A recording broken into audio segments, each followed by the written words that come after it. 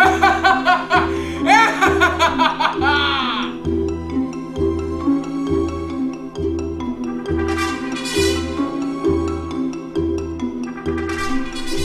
been expecting you.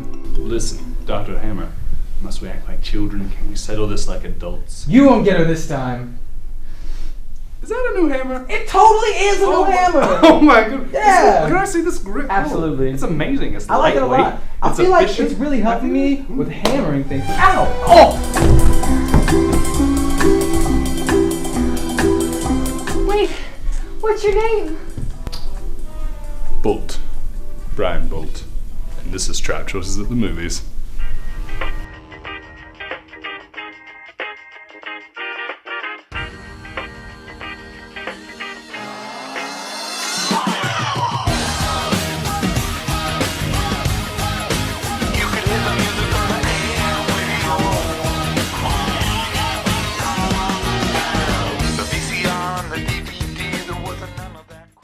This is Tribe Choices at the Movies, James Bond edition. I'm Brian Bolt. This is my special guest, Nate Sivak.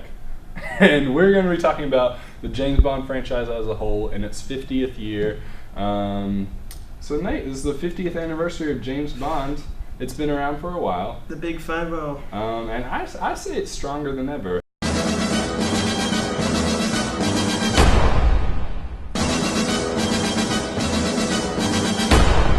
The name's Bond.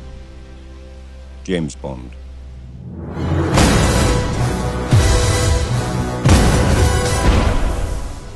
And to start off with, let's talk about the best James Bond film in its 50-year span. I think it goes without saying, right? But we should say it. Die Another Day. Nope. Nope. Goldfinger, actually, is going to be our pick for best James Bond movie. And in my opinion, I think it has the best gadgets of any movie. And by that, I think you know what I'm talking about. Aston Martin DB5 has the heck of a car. the best title song, Goldfinger. Shirley Bassey at her Bassey. Shirley Bassey at her best. Just thinking of my dog. Goldfinger, he's the man with the Midas touch, a spider's touch. This came out in 1964, and it was directed by Guy Hamilton. It stars Sean Connery at his best, Honor Blackman as Pussy Galore, one of the most infamous James Bond names, and Gert Frobay as Goldfinger. What stands out in your mind about this movie? My God, you have the amazing, opening title sequence. Absolutely. First off. You have just classic Sean Connery. You know, he's the bad boy. He's got that wry smile. And by this time in the franchise, this is the third movie, so he's comfortable in his role. He's comfortable. He's got it down. That's it. It's just 1, 2, 3. He's got it. Let's talk about the title sequence again. You have Shirley Bassey singing Goldfinger, and this is really the first time that it ushers in the quintessential James Bond song. Like the phrase, "that sounds like a James Bond song," would not be possible without Shirley Bassey. I love it. Yeah, it really sets up, I think, James Bond is like this vehicle for pop culture at the time, and Shirley Bassey was just like, that was the voice right there, and she carried it. She was the siren, I think. Oh, I see. You're worried about me not giving you a return game. Both of us know perfectly well what we are talking about, Mr. Bond. But I see that it is necessary to remind you. Our job. Many people have tried to involve themselves in my affairs, unsuccessfully.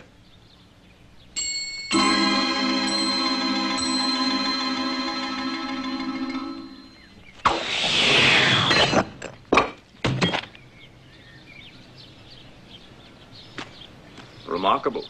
But what does the club secretary have to say? Oh, nothing, Mr. Bond. I own the club.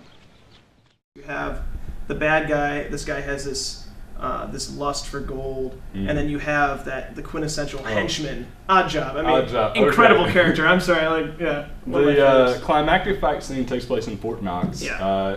deep in the vaults. Now, Fort Knox was confidential, so the producers had no access, so it was all their imagination, the set design, and it looks phenomenal. Oh, the imagination's amazing. Yeah. And let's talk. Goldfinger has this great monologue midway through the movie where Sean Connery is sitting on a table, a laser is gradually moving up his body. Almost going for the sweet spot. Almost. Not quite.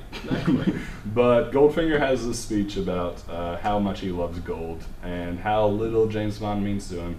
And there's the famous line, Choose your next witticism carefully, Mr. Bond. It may be your last. The purpose of our 2 previous encounters is now very clear to me. I do not intend to be distracted by another. Good night, Mr. Bond. Do you expect me to talk? No, Mr. Bond. I expect you to die. it's true. It's true. Do you know that actually, like, Sean Connery himself was almost in danger? Because when they were filming that, there was a guy underneath following, like, the trace of the laser with a soldering gun or whatever, and was about 3 inches away from Mr. Connery's. Myself, I probably would not have let producers anywhere near. Times have changed. Next, we're going to talk about a Bond film that has not fared so well. My personal favorite. This is 1979's Moonraker. It was directed by Louis Gilbert, who previously directed You Only Live Twice, which is a terrific Bond film. But this time, a lot of people think that the action, which has a regrettable climax that takes place in outer space, they think it's a little too fantastic and unbelievable and a little too humorous. I don't think I'm ever going to fly with anyone else. You're so right, Mr. Bond. It has Roger Moore playing James Bond, and Lois Chiles plays the astrophysicist Holly Goodhead. So not so bad. And then French actor Michael Lonsdale playing Hugo Drax, a kind of drab villain. You have arrived at a propitious moment, coincident with your country's one indisputable contribution to Western civilization. Afternoon tea. May I press you to a cucumber sandwich? But it also features the return of Jaws, Richard Kyle. In my favorite role I've ever seen. Yes. I mean, he was great in The Spy Who Loved Me, but this time around... I'll tell you right now what just wins me over in this is it's one of my favorite on-screen romances, I think, ever.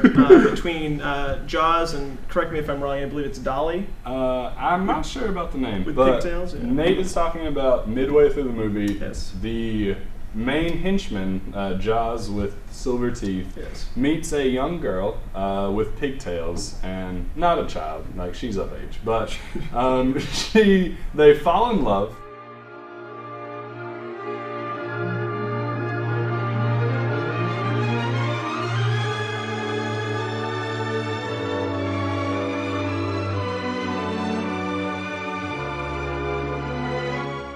I think right before, as soon as they go to Rio de Janeiro, midway through the movie, I think it's a pretty serviceable James Bond movie. It has a fantastic open sequence. The James Bond as Roger Moore jumps out of a plane, and then Jaws chases after him. And it's one of the best free falls I've ever seen captured on film. You could tell that it was done for real because it was the 70s. The CGI was not an option, so they filmed it. I don't know how many times, but it's a terrific opening sequence. It's it's a fascinating movie, I think, because I mean it is so goofy. Like, first of all, and it's kind of shot in the whole the post Star Wars world, and so everybody wanted to take it to space. Like, that is again, like James Bond being a vehicle for pop culture. Yeah. Like, this is where it goes. The movie came out 2 years after A New Hope, and the producers Albert Broccoli and his daughter and his stepson wanted to take the Bond franchise out into space because of that. In the novel by Ian Fleming, Moonraker never leaves Earth. It's all about James Bond diverting rocket or nuclear warheads from cities. Although it is another triumphant return of Shirley Bassey, I do believe, the opening Shirley sequence. Bassey. And a song only fit for a retirement home, I believe. Yeah, it's not. He's talking about the title song Moonraker. It's not the best James Bond song. I believe the people that wrote it only had like 2 or 3 days to write the lyrics to the song. So it's worth a check on YouTube to find it. Be the judge for yourself. Just like the moonraker knows his dream will come true someday. I know that you are only a kiss away. We're getting ready to talk about Skyfall, the 23rd James Bond movie, directed by Sam Mendes and starring Daniel Craig, Judi Dench, and Javier Bardem. So Nate, this movie is primarily concerned as it's the 50th anniversary of the James Bond movie franchise. It's concerned with reflecting on James Bond's past and saying, is he still relevant to a 21st century? Chairman, ministers, today I've repeatedly heard how irrelevant my department has become. Why do we need agents, the 00 section? Isn't it all rather quaint? Well, I suppose I see a different world than you do. And the truth is that what I see frightens me. I'm frightened because our enemies are no longer known to us. They do not exist on a map. They're not nations. They're individuals. Now look around you. Who do you fear? Can you see a face, a uniform, a flag? No. Our world is not more transparent now. It's more opaque. It's in the shadows. That's where we must do battle. So before you declare us irrelevant, ask yourselves, how safe do you feel? The James Bond franchise is unique because it's such a story of whatever decade it's made Absolutely, in. Like, you have Bond movies from the 60s, which are definitely Cold War stories. Oh, absolutely. And then Brosnan ushers in the post-Cold War era, and Daniel Craig continues it. But specifically with this movie, I think what it tried to do, it tried to make a timeless story, especially its third act, I think. You could say that it could take place during any time period. And can you speak a little to that, like the timelessness of this tale? Yeah, I'd say it's definitely timeless. I'd hope that almost every Bond story has an element of just basic human drama, which this does. The betrayal or whatever. But it also, just to argue your point there, I think it also is very pertinent to a very internet-based, computer hacking 21st century world. Absolutely. Like it's a very now story, but absolutely, like the last third, as you were saying, was very much so timeless. It was almost kind of harkening back to like a medieval. We're going to stand our ground against the coming invasion force. And that's pretty much what the movie is about. Like the theme song Skyfall. The exact lyrics are, "Let the sky fall, let it crumble. We will stand tall and face it all." So it's kind of just about James Bond and MI6 in general, including M, because she's under fire pretty much the entire film. And it's just centered around them standing their ground, and do they still belong in this time period? Right. And with that, the movie brings in a lot of distinctly familiar yet not so familiar characters. The new face of Q is played by Ben Whishaw. Excuse me. 007. I'm your new quartermaster. You must be joking. Why, because I'm not wearing a lab coat? Because you still have spots. My complexion is hardly relevant. Well, your competence is. Age is no guarantee of efficiency. And youth is no guarantee of innovation. I'll hazard I can do more damage on my laptop sitting in my pajamas before my first cup of Earl Grey than you can do in a year in the field. Oh, so why do you need me? Every now and then a trigger has to be pulled. Or not pulled. It's hard to know which in your pajamas. And I love that he has a similar dynamic that the old Sean Connery Bond had with Desmond Llewellyn. But then Q was a crotchety old man, and now he's kind of a condescending guy in his 20s. Oh, I love it. I mean, before, he's just such a bumbling old crotchety, like kind of like a Polonius kind of figure, and now it's like the perfect, just wry, kind of dry, recent college grad, absolutely, with just porcelain English skin, But he's terrific. I think he captures the Q essence for the 21st century. Absolutely, yeah. And I think what this Bond movie does especially well, considering the last 15 years, we haven't had a truly great James Bond villain, and now I think I can't say enough about Javier. I think we do Javier Bardem as this kind of fair-haired chameleon of a man. A flamboyant computer nerd. It's amazing. No, it's incredible. He's terrific. Yeah. I think one of the best Bond villains ever. Javier just has such a electrifying personality in this that it's just hard not to love him. And I think it's notable that this is a distinction in the James Bond franchise because the villain, he doesn't want to dominate the world, or he doesn't really have a grand scheme. He's just out to humiliate, and it's just a tale of retribution on his end, going after MI6. Just such a personal story, and I think he serves as a foil to James Bond just in that regard.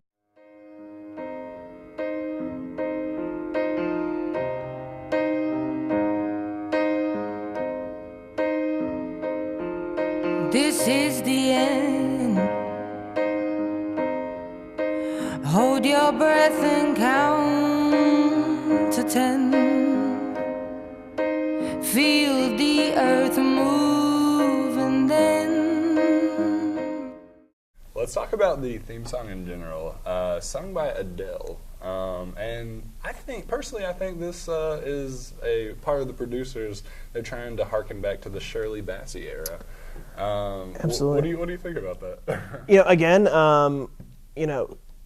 if you look back at who sings the Bond theme songs, in the past, over the course of the 50 years, Shirley Bassey was the voice at that time. She was that haunting voice that characterized the early 60s, and of course now who is the strongest female voice out there, I think, who's dominating the radio airwaves. It's Adele. Absolutely, it's just another effort at being putting a timeless element in the film that's going to be just as beautiful 50 years from now.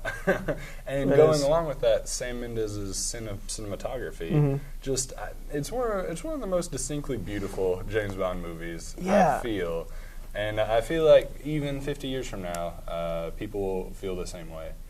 I totally agree. I think Sam Mendes just had an amazing talent in this film, just to find just the most beautiful essence of every location. I mean, Shanghai, it was just incredible. Just all those, the fight with the assassin in the skyscraper, with just all the lights, the street lights kind of coming in. The glass. Oh, it was amazing. A very modern fight. And Macau was it was very theatrical.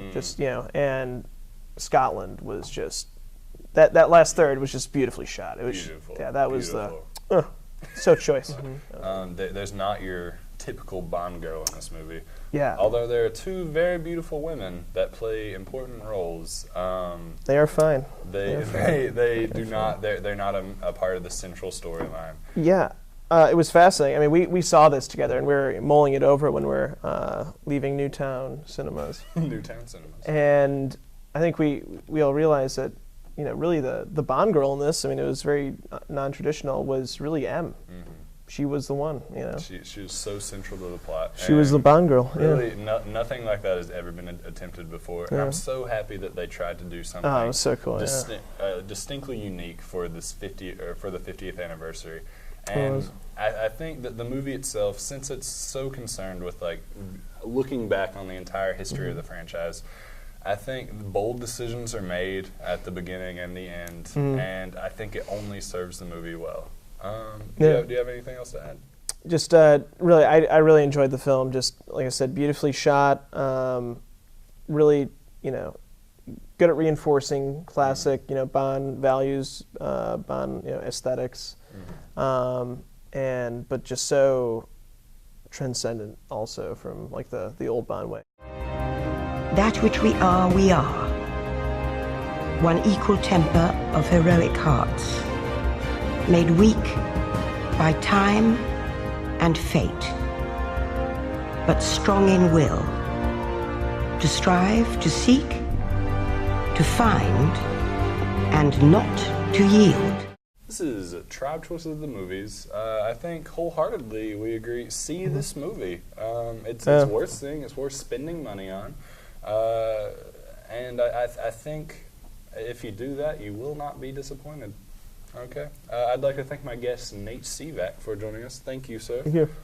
For giving us your time. It's a pleasure. No, like I said, I just live in the dumpster, so I'll be going there. I've been enjoying the warmth. So for now, this is Tribe Choices at the Movies. We'll see you next time.